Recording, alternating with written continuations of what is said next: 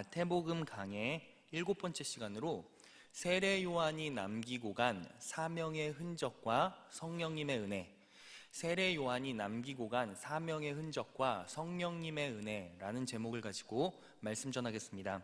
여러분, 오늘 본문 말씀의 주인공이 누군지 아십니까? 네, 맞습니다. 당연히 세례 요한이겠죠. 이 세례 요한은 어떤 사람이죠? 자, 예수님의 어머니 마리아의 친족 엘리사벳의 아들로 태어났습니다. 그러니까 세례 요한은 예수님과 친족 관계라는 거예요. 예수님보다 6개월 먼저 태어났지만 3년이나 빨리 죽게 됩니다. 왜 그렇게 비참한 운명을 맞이하게 되었죠? 예수님을 죽이기 위해서 음모를 꾸민 왕이 헤롯 대왕이었어요. 그 헤롯 대왕의 아들이 바로 헤롯 안티파스라는 그 왕이었습니다. 그 헤롯 왕이 자신의 이복 동생 헤롯 빌립의 아내와 눈이 맞은 거예요. 그래서 바람을 피우고 끝끝내는 결혼까지 하게 됩니다. 그 모습을 보고 세례 요한이 질타를 했죠. 그랬더니 이 헤롯 안티파스가 화가 나서 세례 요한이 여기 마케루스라는 요새의 유배가 됐고 그해 겨울에 참수당하게 됩니다. 자, 저렇게 죽었죠. 안타깝습니다. 그런데 여러분, 세례 요한이 저렇게 목이 잘려 나갈 때 나이가 몇 살이었는지 아십니까? 30살이었어요. 30살. 여러분, 딱 30살이라는 얘기 들으니까 어떤 생각이 퍼뜩 드시죠?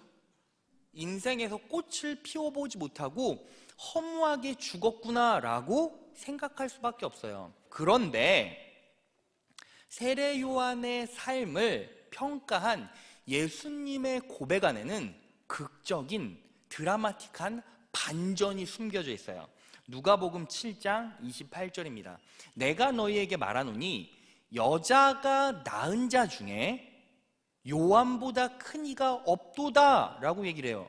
여자가 낳은 자 중에 라는 말은 온 인류 성경 역사를 통틀어 세례 요한보다 큰 이가 없다 라고 예수님께서 말씀하셨다라는 거예요. 그러면 예수님께서 왜 그렇게 말씀하셨을까요?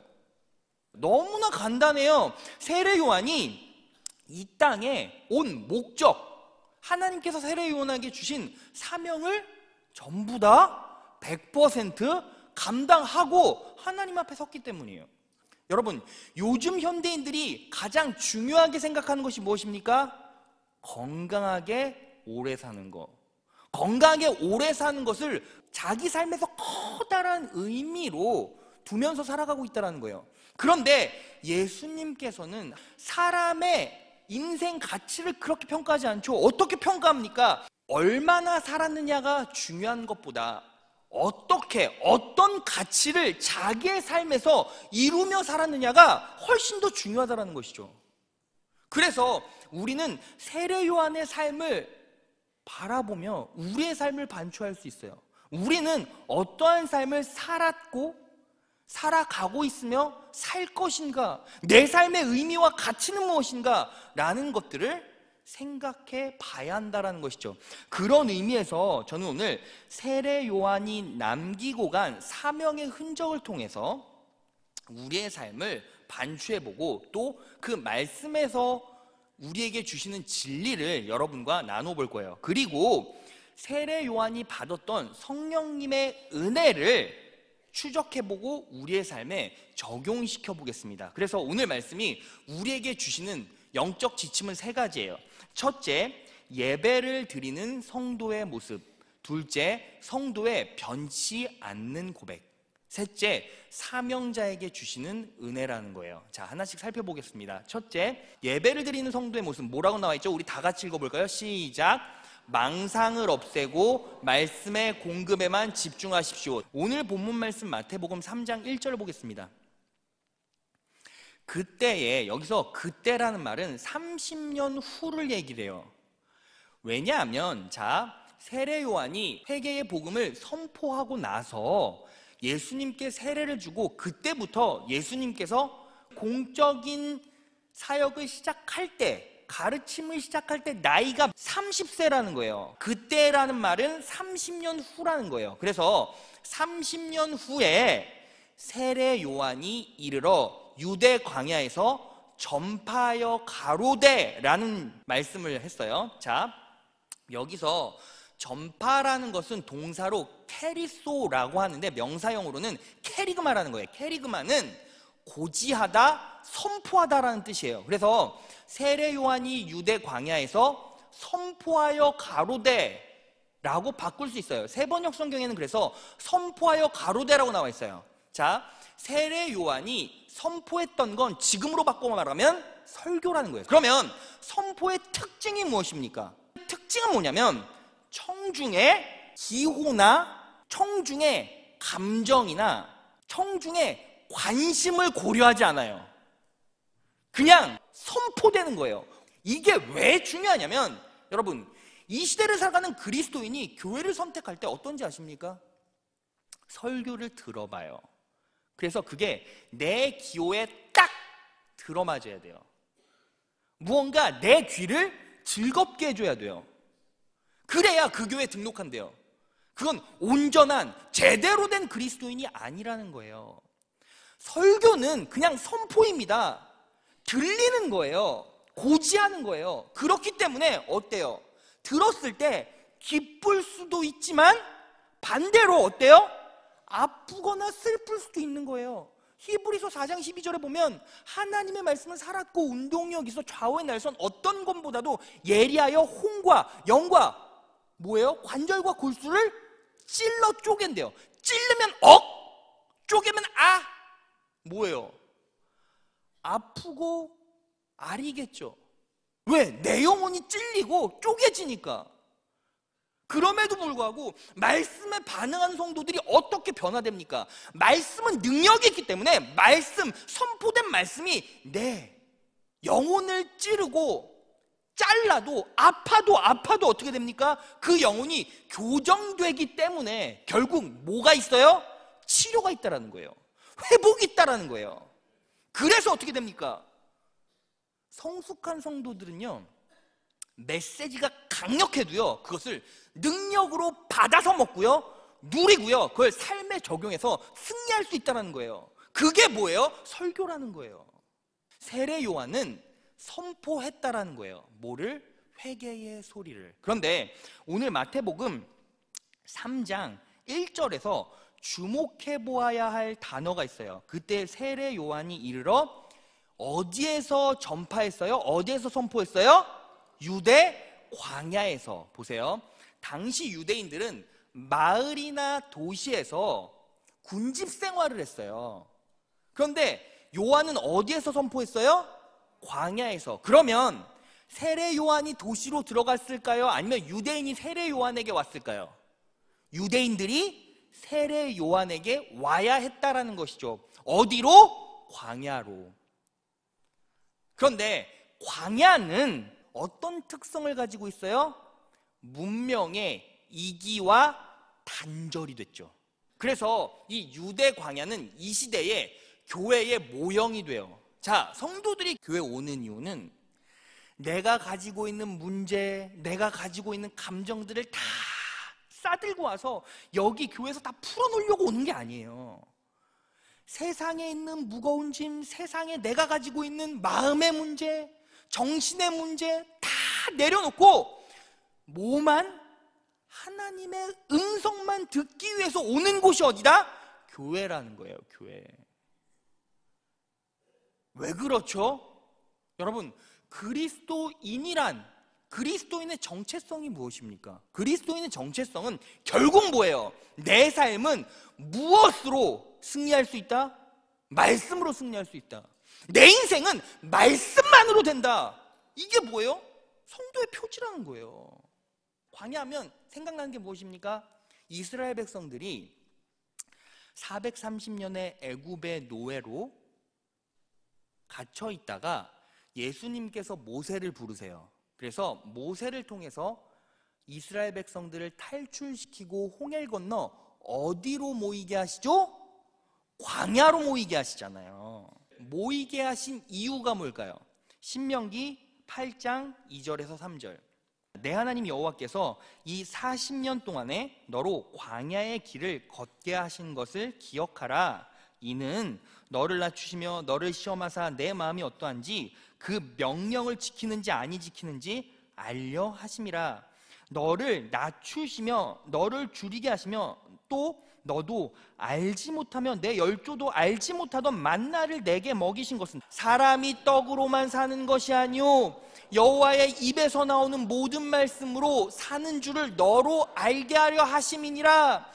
사람이 떡으로 사는 게 아니야. 능력으로 사는 게 아니야. 인본주의로 사는 게 아니야. 네가 가지고 있는 생산, 네가 가지고 있는 부유로 사는 것이 아니라 여호와의 입에서 나오는 모든 말씀으로 사는 줄 너로 알게 하려 하기 위해서 어떻게 했다는 거예요?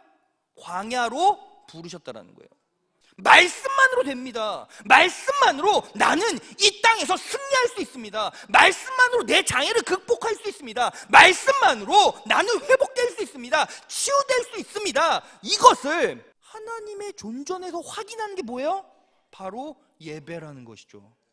믿으십니까? 그래서 첫째, 예배를 드리는 성도의 모습이 뭐라고요? 망상을 없애고 말씀의 공급에만 집중해야 한다는 거예요.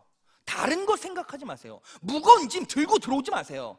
다른 정보들 막 꾸러미로 정리해갖고 갖고 들어오지 마세요. 전부 다 털어내고 예배 시간에 뭐 하는 겁니까? 말씀의 능력을 내 영혼 가운데 적용시키세요. 그리고 그렇게 살아갈 때 여러분들의 인생은 하나님께서 주시는 은혜로, 하나님께서 주시는 능력으로 압도적인 삶을 살게 되실 줄 믿습니다. 자, 둘째, 성도의 변치 않는 고백이에요. 나를 돌이키는 행동으로 하나님의 통치 안에 거하겠습니다. 이것이요 바로 세례 요한의 고백이었다라는 거예요. 오늘 본문 말씀 마태복음 3장 2절을 보겠습니다. 회개하라 천국이 가까웠느니라 하였으니 라고 말해요. 그런데 여기서 회개하라 라는 말은 생각을 바꿔라 라는 뜻이에요. 헬라어로 메타노에오라는 말인데 메타는 바꾸다 라는 뜻이고 노에오는 생각이라는 뜻이에요. 그런데 여기서 노에오는 동사형으로 쓰여졌는데 명사는 누스라는 거예요. 자, 그리스 로마 시대에 누스라는 것은 운동을 일으키고 형태와 질서를 만드는 생명의 본질, 이게 누스라는 거예요. 이 누스의 동사형이 노에오라는 것이죠. 그래서 생각을 바꿔라, 노에오를 바꿔라, 누스를 바꿔라 라는 말은 내 삶의 행동을 통치하는 내 영혼, 내 마음을 바꿔라 라는 뜻이에요. 그게 뭐예요? 회개하라는 거예요. 그리고 천국이 가까웠느니라 라는 말은 예수님의 통치가 시작된다라는 뜻이에요. 오늘 본문 말씀에 세례 요한이 회개하라 천국이 가까웠느니라 라고 선포한 후에 왕의 통치가 시작된다 라고 세례 요한이 캐리그마 선포했다라는 거예요. 그래서 회개의 본질적인 의미는 결국 뭐냐면 이런 거예요. 자, 내 삶의 모든 의식구조, 행동을 바꾸고 어디에 임하라? 예수님의 통치에 거하라. 이게 뭐예요? 회개의 의미라는 거죠. 바울이 사도행전에서 회개의 정의를 해놨어요. 사도행전 26장 20절. 먼저 다메섹에서, 그 다음에 예루살렘과 온 유대에서, 그리고 이방인들에게까지 가서 회개하고 메타노에오, 생각을 바꾸고 행동을 바꾸고 삶의 질서를 바꾸고 방식을 바꾸고 하나님께 돌아와 하나님의 통치에 임해서 회개할 것을 행동으로 보여주라고 외쳤습니다. 누가? 바울이. 그래서 회개의 정의는 뭐다? 의식을 바꿔라, 행동을 바꿔라, 그리고 어디에 거하라? 하나님의 통치에 거하라. 믿으십니까? 자, 그래서 회개의 성경적인 정의를 볼까요?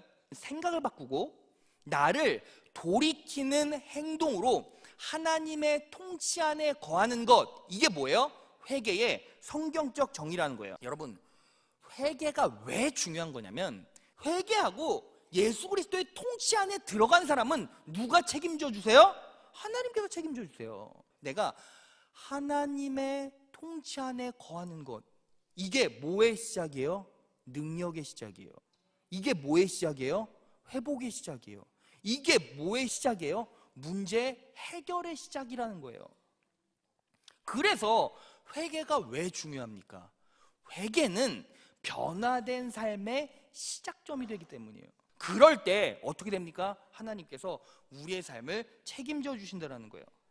내가 내 과거의 행적과 행동과 의식을 바꾸고 하나님의 통치 안에 거해서 하나님의 뜻대로 살아가는 그리스도인, 이 사람을 뭐라고 말하는지 아십니까? 바로 사명자라고 말해요. 세 번째, 사명자에게 주시는 은혜, 엘리야와 같은 능력을 주시며 적합한 것들을 채워주신다는 거예요. 오늘 본문 말씀 마태복음 3장 3절을 보면 세례 요한의 역할에 대해서 나와 있어요. 우리 다 같이 읽어봅시다. 시작.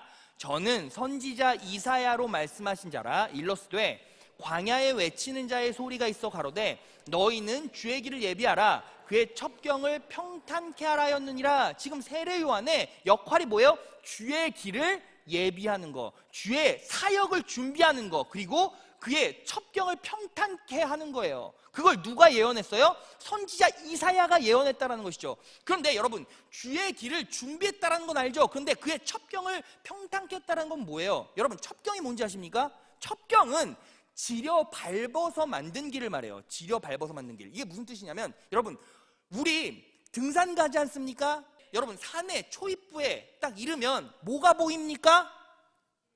돌계단이 보여요. 산에 가면 돌계단 있잖아요. 그거 사람들이 만들어 놓잖아요. 그런데 계단 옆에 뭐가 있죠? 샛길이 있어요. 샛길. 샛길을 어떻게 만들죠? 바위를 뽑고 가지를 치고 사람이 발로 지어 밟으면서 길을 만들죠. 그게 뭐냐면 첩경이라는 거예요. 왜? 지름길을 만들고 빨리 가기 위해서. 그래서 오늘 마태복음 3장 3절에 주의 길을 예비하라, 주의 사역을 준비해라, 그의 첩경을 평탄케 하라 라는 것은 예수 그리스도의 사역을 위해서, 그가 가실 길을 위해서 다져라, 길을 만들어라, 그 뜻인 거예요. 근데 보세요, 세례 요한이 어떻게 주가 가실 그 길을 준비하고 다질 수가 있겠습니까? 어떤 능력으로? 세례 요한은 사실 능력도 없잖아요.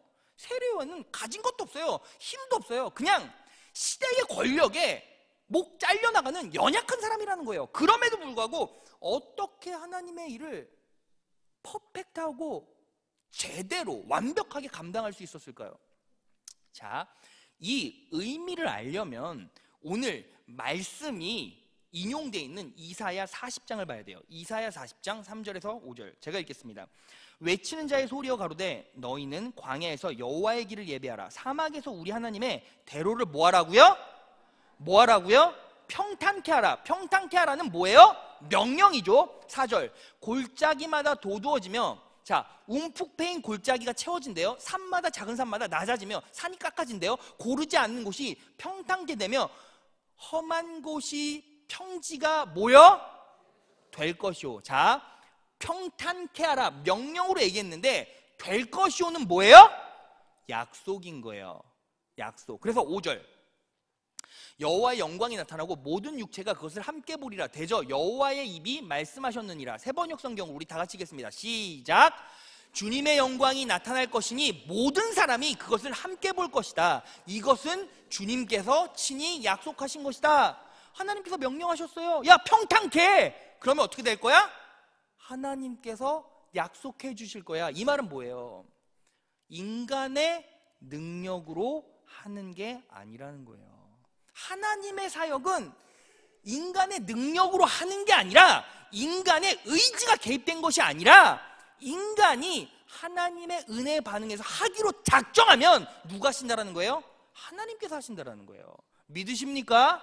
자, 그래서요, 제가 유학 생활할 때 이런 일이 있었어요. 개척교회를 섬겼는데 그 교회는 한 10명에서 한 10명 있는 교회였어요. 작은 교회였어요. 그런데 교회에 이제 전도하러 나가기 위해서 주변을 어떻게 홍보해야 할까 하다가, 한인교회고 작으니까 우리 아무것도 할 수가 없고 영어 능통하게 하는 사람도 없으니까 뭐 해야 할까 싶다가 그냥 청소하자, 한 블럭만 청소하자 라는 얘기가 나왔어요. 한 블럭에 한 30가정, 40가정이 있는데 한 블럭을 청소하자. 그런데 교회 안에서 난리가 난 거예요. 아니 그렇게 넓은 데를 어떻게 청소해? 그리고 여러분 캐나다 같은 데는 청소 공무원이 따로 있거든요. 청소를 해요. 그러니까 누가 청소 다 해주는데 우리가 못하러 하냐? 하지 말자. 힘들다, 어렵다. 그러니까 아무도 안 하겠대요. 근데 그 10명 중에 나이가 드신, 머리가 희끗희끗하신 권사님 한 분이 제가 할게요 라고 손을 들었어요. 권사님 어떻게 해요? 허리도 아프시고 지금 지팡이만 앉으셨지 잘 걷지도 못하시잖아요. 아이 못해요. 제가 하겠습니다. 그리고 이윽고 하기로 한 날짜가 됐어요. 성도들이 다 왔을까요? 안 왔을까요? 안 왔어요. 안 왔어요. 그 교회 담임 목사님, 사모님, 그리고 저는 무급으로 봉사했는데 저 해서 딱 4명만 모였어요. 4명만. 4명이 한 블럭을 나눠서 청소를 해야 되는데 생각해보니까 한 3-4시간 걸릴 것 같아요. 청소만 해서. 근데 시작했어요. 시작했는데 어떤 일이 벌어졌냐면 빗자루로 쓸잖아요. 근데 어떤 머리 희끗희끗한 할머니가 집 앞에 이제 길이 있고 옆에 집이 있지 않습니까? 집 앞을 청소하기 시작하니까 집 안에서 누가 이렇게 힐끗힐끗 쳐다봐요. 보니까 캐나다 사람이에요. 캐나다 사람이 자기 집 앞 길을 어떤 할머니가 청소하고 있으니까 이게 무슨 일이야 하고 나와 본 거죠. 나와 보더니 희끗희끗한 할머니, 그리고 이미 늙어버린 목사님 부부, 그리고 뭔가 힘이 없어 보이는 머리에 짧은 머리에 밤톨 같은 이상한 조그만 애, 얘가 이렇게 앞에서 청소하고 있으니까 이게 뭐야? 하다가 이게 뭔가 어떤 감정의 반응이 있었는지 문에 딱 들어가고 한 5분 있다가 빗자루를 들고 캐네디언이 나오는 거예요. 근데 놀라운 사실은 그렇게 청소하기를 시작하는데 그 모습을 본 캐나다 사람들이 옆에 길이 있고 청소를 하는데 옆에서 문을 다 열고 한 사람 한 사람씩 빗자루를 들고 나오기 시작했어요. 한국 사람이 청소를 한 게 아니라 캐나다 사람들이 자기 정문, 자기 정원, 자기 집 앞길을 자기 자신들이 청소했지만 매주 토요일만 되면 캐나다 사람들이 저희를 기다리면서 청소를 시작했어요. 말도 안 통해요. 오케이 하고 가는 거예요. 인간의 의지와 행동으로 할 수 있지 않아요. 뭐로 하는 거예요? 우리의 마음이 하겠습니다라고 고백하는 순간 그때부터 누가 일하세요? 하나님께서 일하시는 거예요. 세례 요한의 사역이 뭐예요? 하나님의 사역, 주의 사역을 준비하는 거죠. 여러분, 그러한 사명자가 우리 교회에 있습니까? 없습니까? 있어요. 제가 아니에요, 여러분. 우리 교회의 하나님의 사역 딱 한 가지가 뭐죠? 바로 예배잖아요. 예배를 준비하는 사람들이 있어요. 여러분, 제가요 아침 새벽에 보통 설교 준비하면 3시면 교회 와요. 그래서 기도하고 준비하거든요. 근데 와서 보면 한 5시, 6시 요 사이만 되면 주차 요원하는 집사님들, 장로님이 나오세요. 그리고 교회 안으로 7시 근처 되면 우리 장로님이 나오셔서 인사하세요. 그리고 교회 안으로 들어오면 성가대가 들어와 있고, 그리고 앞에서 찬양 인도하시는 분들이 있어요. 방송실에는 집사님이 헌신해 주시고요, 교육부에서는 교사분들이 있고요, 청년부에서는 리더가 있고요, 그리고 여기에는 헌금할 때 안내위원이 있고요, 예배 끝나면 헌금 개수해요. 다 뭐 하시는 분들이죠? 예배를 준비하는 분들이에요. 주의 사역을 예비하는 분들이라는 거죠. 그런 분들이 우리 교회에 한 300명 가까이 되세요. 식당에서 봉사하시고 하는 모든 분들. 근데 제가 여러분들에게 물어볼까요? 여러분들은 그 300명 안에 있습니까? 제가 왜 이렇게 담대하게 물어보냐면 그 사역은 내가 할 수 있는 게 아니에요. 제가 요즘에 장로님들 대신방 하지 않습니까? 근데 대신방 하는데 한 권사님한테 물어봤어요. 권사님, 교육부 사역 얼마나 감당하셨어요? 34년 하셨대요. 여러분, 제가 만약에 여러분들을 붙잡고 오늘부터 34년간 한 주도 빼먹지 말고 교육부 사역하세요 라고 하면 하실 수 있는 분 있습니까? 제가 금요철에 마치고 재정부실에 불이 켜져 있길래 불 끄러 들어갔어요. 근데 거기에 개수하시는 장로님이 계시더라고요. 용 장로님이신데, 장로님 몇 년 재정위원회에서 사역하셨죠? 부교회 때부터 24년인가 하셨대요. 20년 이상 하셨대요. 여러분, 그분들은 자기의 의지로 24년, 34년을 할 수 있습니까? 못해요. 내가 하겠다라는 마음을 하나님께 올려드렸더니 그때부터 누가 하세요? 하나님께서 붙잡아 주시는 거예요. 여러분, 인간의 상식으로 되지를 않아요. 식당에서 봉사하시는 집사님, 권사님, 십수년간 구역장 하시는 분들 자기 힘으로 하는 게 아니에요. 그게 자기 힘으로 됩니까? 한 직장에서도 30년 있기 힘든데? 놀라운 사실 아닙니까?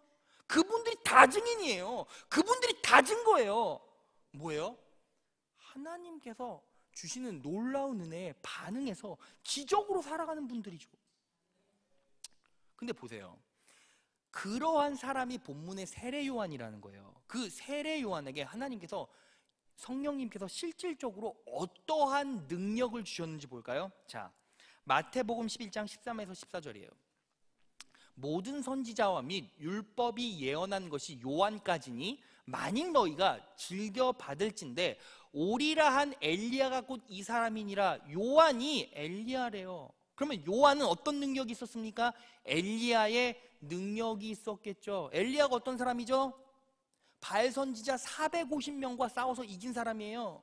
비를 내린 사람이에요. 하나님의 기적을 체험한 사람이에요. 그러면 세례 요한에게도 그런 능력이 있었다는 것이죠. 누가복음 1장 13절.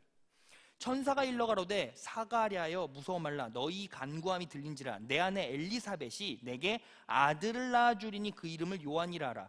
14절. 너도 기뻐하고 즐거워할 것이요 많은 사람도 그의 남을 기뻐하리니. 15절. 이는 저가 주 앞에서 큰 자가 되며 포도주나 소주를 마시지 아니하며 모태로부터 성령 충만함을 입어. 16절. 이스라엘 자손을 주 곧 너의 하나님께로 많이 돌아오게 하겠음이라. 17절 다 같이 시작. 저가 또 엘리야의 심령과 능력으로 주 앞에 앞서가서 아비의 마음을 자식에게 거스리는 자를 의인의 슬기에 돌아오게 하고 주를 위하여 세운 백성을 예비하리라. 누가? 세례 요한이 무슨 일을? 주를 위하여 세운 백성을 예비하는데 어떤 능력으로? 엘리야의 심령과 능력으로. 어떻게 해요? 세례 요한이 사역했다라는 거예요. 그걸 바꿔 말하면 뭐예요? 성령 충만. 그래서 하나님의 뜻에 부합되게 살려고 아둥바둥 거리는, 하나님 뜻대로 살려고 눈물 뿌려 기도하고 그렇게 내 삶을 하나님께 헌신적으로 바치는 그러한 사명자에게 하나님께서 뭐를? 엘리야의 심령과 능력으로 역사하신다는 거예요. 성령 충만케 하신다는 거예요. 믿으십니까? 자, 그러면 영혼만 바꾸어 주십니까? 아니요, 삶도 책임져 주신다는 거예요. 마태복음 3장 4절. 요한은 약대 털옷을 입고 허리에 가죽띠를 띠고 음식은 메뚜기와 석청이었더라. 여러분, 당시 약대 털옷은요 가장 하층 가난한 사람들이 입는 옷이에요. 그리고 메뚜기와 석청은 아무나 먹는 음식이었어요. 그런데 이게 왜 놀라운 은혜입니까? 여러분, 당시 세례 요한이 선포했던 자리가 어디다? 광야. 광야는 사막. 사막은 어때요? 일교차가 20-30도씩 나요. 그러면 그때 귀족들이 입던 자주색 옷이나 비단 옷을 입을 수가 있어요, 없어요? 없어요. 무조건 약대 털옷을 입어야 돼요. 다른 사람들은 세례 요한에게 에게 하나님의 능력으로 산다는 사람이 약대 털옷을 입어? 그런데 그 약대 털옷은 어때요? 세례 요한이 이것 아니면 안 되는 거였어요. 그리고 음식은 메뚜기와 석청이었더라. 메뚜기는 단백질의 공급원이고 석청은 무엇입니까? 돌에 붙은 벌집에 있는 꿀이에요. 근데 여러분, 그거 아세요? 인류 역사상 썩지 않는 음식 하나가 뭐예요? 꿀이에요, 꿀. 이건 무슨 소리예요? 하나님께서요 썩지도 변하지도 않는 그 공급원을 세례 요한에게 지속적으로 공급하셨다는 거예요. 여러분, 다른 사람들은 세례 요한을 어떻게 봤을까요? 개죽음당했어, 불쌍한 사람이야. 라고 생각할지 모르겠지만 세례 요한 당신은 어떻게 생각했을까요? 나에게 가장 좋은 것, 나에게 가장 필요한 것, 그게 아니면 안 되는 것을 그 순간, 그때, 그 시점에 하나님께서 내게 지속적으로 변하지 않게 공급하셨구나 라는 걸 매 순간 믿으며 살았을 거예요. 그게 뭐예요? 성도의 모습이라는 거예요. 여러분, 다른 사람 비교하지 마세요. 영혼이 중요하고요, 내 마음이 하나님 앞에 온전히 세워지면 그때부터 누가 역사하세요? 성령님께서 역사하세요. 성령님께서 공급하십니다. 믿으십니까? 여러분, 말씀 정리하겠습니다. 보세요. 이 자리에 앉아있는 성복교회 귀한 자녀분들이 계세요. 하나님의 자녀들이죠. 여러분들이 이 자리에 오는 목적이 무엇입니까? 결국 말씀으로 공급받아 말씀으로 승리하기 위해서, 그래, 말씀밖에 없구나, 말씀이 나를 치유하는구나, 말씀이 나를 회복시키는구나, 말씀이 내 영혼을 부욕케 하는구나 라는 것을 확인하러 이 자리에 오는 것 아닙니까? 그러면 그 말씀의 공급을 받고 어떻게 살아야 합니까? 내 의식 구조, 행동 방식을 바꾸고 하나님의 통치 안으로 들어가세요. 그분의 천국 백성으로 사세요. 자기의 삶의 걸음이 하나님 보시기에 합당하도록 발걸음을 내디드세요. 그러면 누가 책임져 주신다? 하나님께서 책임져 주신다. 믿으십니까? 그렇게 살아가는 거예요. 그렇게 한 걸음 한 걸음 살아갈 때에 여러분들의 역사를 주관하시고 인도하시는 분은 내가 아니라 누가 되는 거예요? 하나님이 되시는 거예요. 성령님이 되시는 거예요. 그렇게 세례 요한의 사역을 통해 하나님께서 내게 느끼게 해주시는 말씀의 진리를 붙잡고 하나님의 은혜에 힘입어 이 땅에서 승리한 여러분 되시기를 진심으로 축원합니다.